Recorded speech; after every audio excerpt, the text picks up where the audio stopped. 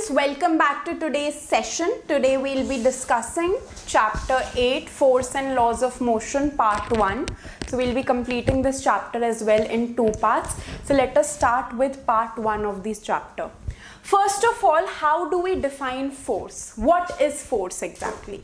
Force is a type of a push or a pull, जिसकी वजह से कुछ consequences हो सकते हैं. What all are the effects that can happen due to force? Force can change the state of motion of an object, right? Force एक object के state of motion को change कर सकता है. State of motion को change करने का मतलब है अगर object already rest पे है तो after the application of force it can come into motion, or if the object is already in motion after the application of force it can come to rest. अगर एक football rest पर है, I kick it with my foot, it will start moving. So that kick, that force changed the motion of the football from rest to motion. Similarly, if a football is moving, I can apply force again to bring it to rest. तो rest से motion में भी ला सकते हैं हम object को, motion से rest में भी ला सकते हैं by the application of force. So force can change the state of motion of an object. It can change the magnitude of velocity of an object, which means it can make the object go faster or slower. Again, अगर मैं एक toy car, already moving toy car को force लगाऊं तो वो और तेजी से मूव कर सकती है as compared to its initial velocity, and the other way round is also possible. So force के एप्लीकेशन से हम किसी ऑब्जेक्ट की ऑलरेडी एग्जिस्टिंग वेलोसिटी का मैग्नीट्यूड चेंज कर सकते हैं, उसको और फास्टर कर सकते हैं या स्लोअर कर सकते हैं. We can change the direction of motion of an object, right? Object एक डायरेक्शन में जा रहा है, हम फोर्स अप्लाई करके उसको दूसरे डायरेक्शन में मूव कर सकते हैं. So we can change its direction of motion, and lastly we can change the shape and sizes of objects. When we need a dough या क्ले से जब हम काम करते हैं तो फोर्स अप्लाई करने की वजह से वी कैन एक्चुअली चेंज. और अगर कभी कभार फोर्स ज्यादा हो जाए, the thing, the object on which we are applying force, if it is a rigid और a brittle object, it can also break, right? So these are the effects that can happen due to the application of force. And force को हम कैसे define करेंगे? Simply it is a push or a pull. Now there are two types of forces, balanced and unbalanced forces. Balanced forces का क्या मतलब है?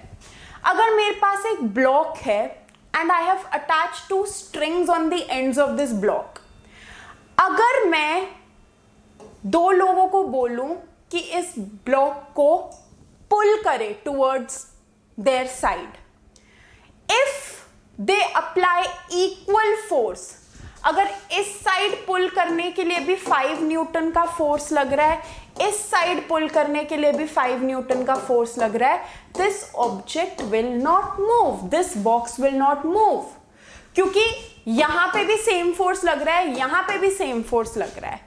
तो दोनों फोर्सेस जो हैं वो बैलेंस हो रहे हैं. ऐसे फोर्सेस को हम बैलेंस्ड फोर्सेस कहते हैं. बैलेंस्ड फोर्सेस किसी भी ऑब्जेक्ट का स्टेट ऑफ रेस्ट या मोशन चेंज नहीं कर सकते, क्योंकि वो एक तरह से बैलेंस हो जाते हैं या कैंसिल आउट हो जाते हैं. तो बैलेंस्ड फोर्सेस कभी भी किसी ऑब्जेक्ट का स्टेट ऑफ रेस्ट या मोशन चेंज नहीं कर सकते. If two opposite forces of different magnitude pull the box, अब यहां पे तो 5 न्यूटन से पुल हो रहा है, लेट्स से हियर 6 न्यूटन का फोर्स अप्लाई हो रहा है. The box will move in this direction, it is going to move in the direction of greater force, it will move in the direction where the magnitude of force is greater, it will move in this direction. Such type of forces that are not equal are known as unbalanced forces, and unbalanced force acting on an object can cause change in its motion. Balanced forces जब तक लग रहे हैं तो motion में change नहीं आएगा. Unbalanced forces are required to cause change in the motion. Now if you see, the two children here are pushing the box with a small force. The box is not moving. Why? Because friction is acting opposite to the direction of the push. Friction is a force that arises when two surfaces come in contact with each other.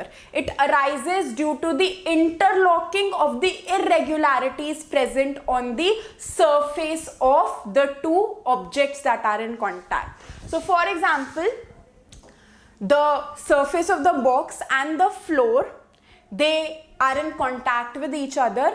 Their irregularities interlock with each other, because of which friction comes into picture. तो push यहाँ लग रहा है, friction उसकी उल्टी direction में act कर रहा है, because it is an opposing force. So it is acting in opposite direction to the direction of the force which is applied. As long as it balances the pushing force, the box will not move. जब तक pushing force और frictional force same रहेगा या frictional force pushing force से ज्यादा रहेगा, तब तक बॉक्स मूव नहीं करेगा. The only condition where the box will move is when the pushing force becomes greater than the frictional force. If the pushing force becomes greater than the frictional force, it will counteract the frictional force and the box will be moving. Right?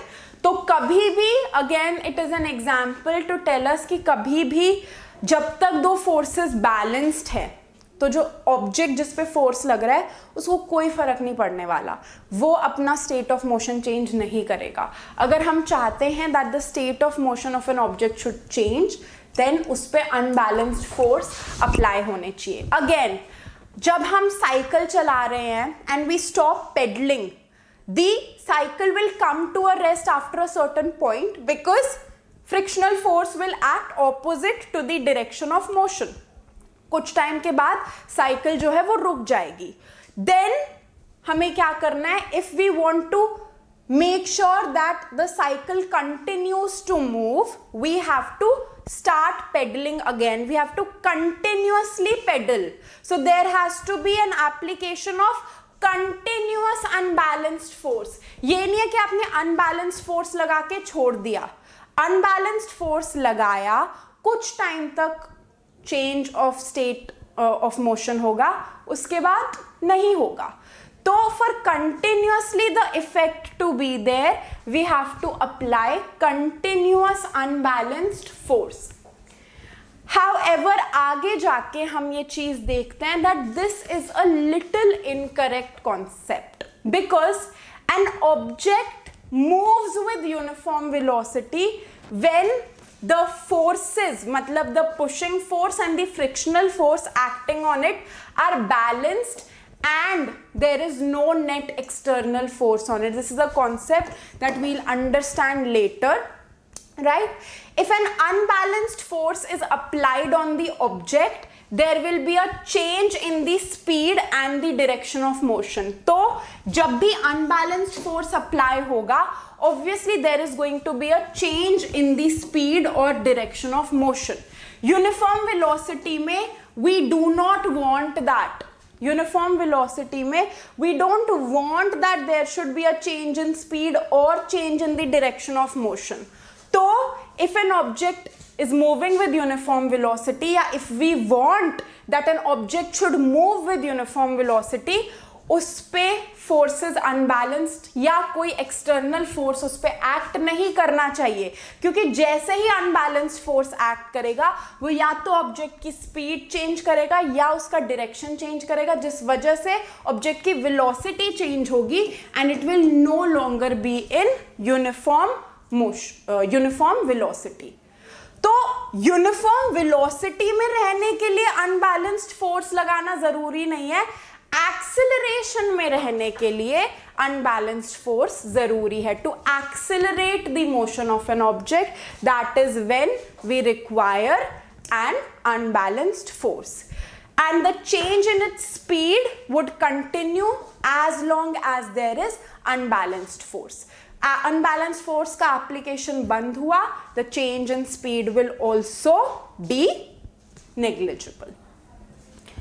Now discussing the first law of motion.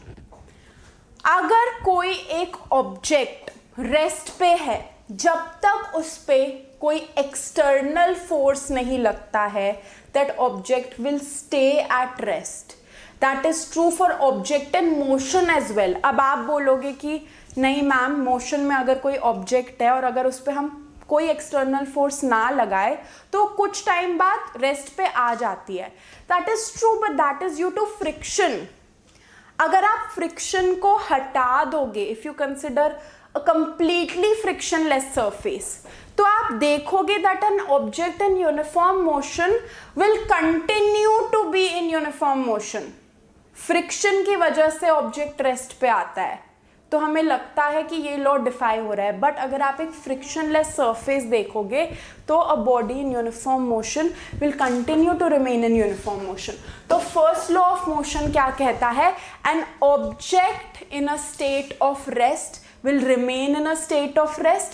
An object in a state of uniform motion in a straight line will remain in that motion unless compelled to change that state by an applied force. हर एक object by the virtue of its nature wants to resist change in motion.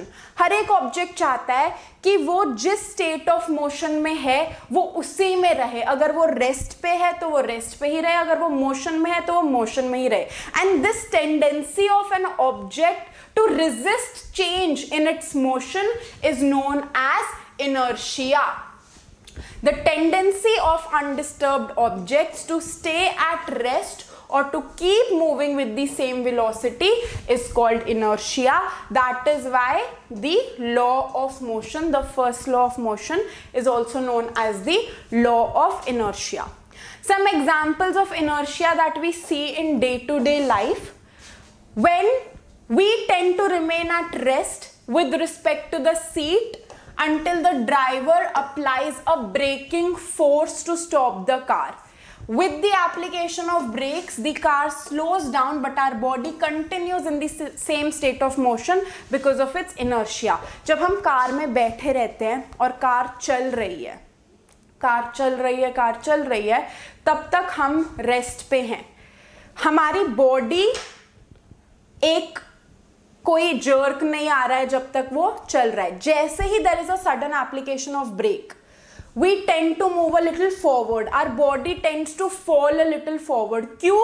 क्योंकि हमारी body वो state of motion छोड़ना नहीं चाह रही है. It wants to remain in that state of motion, right? And that is why we tend to move forward when there is a sudden application of brakes. That is why it is necessary to wear seat belts, because it protects us, it counter attacks that motion and it protects us against an accident. अब इसका reverse भी true है.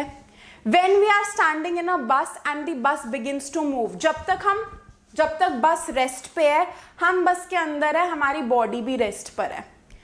बस suddenly move करती है, हम थोड़ा पीछे की तरफ हो जाते हैं. क्यों? क्योंकि हमारी बॉडी रेस्ट में ही रहना चाहती है, doesn't want to change its state of motion.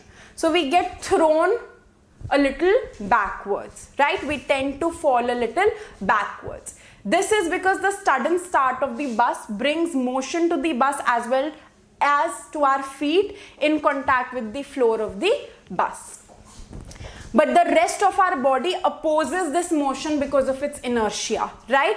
हमारी body change नहीं करना चाह रही है अपना current state of motion, तो अपने inertia की वजह से it is opposing change in motion.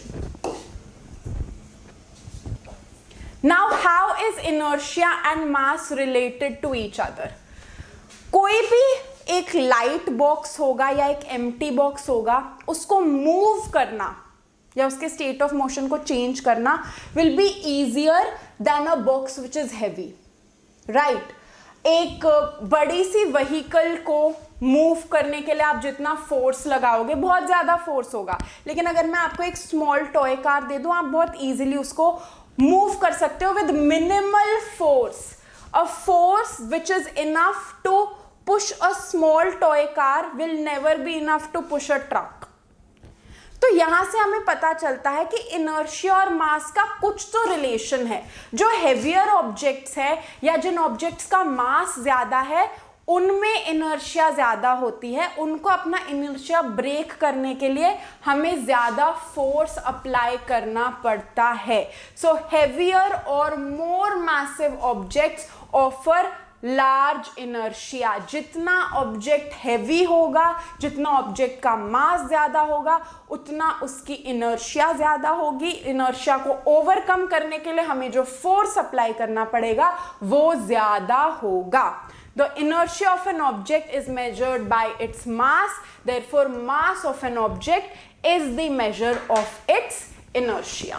So this is all for this session, and we'll be continuing in the next session.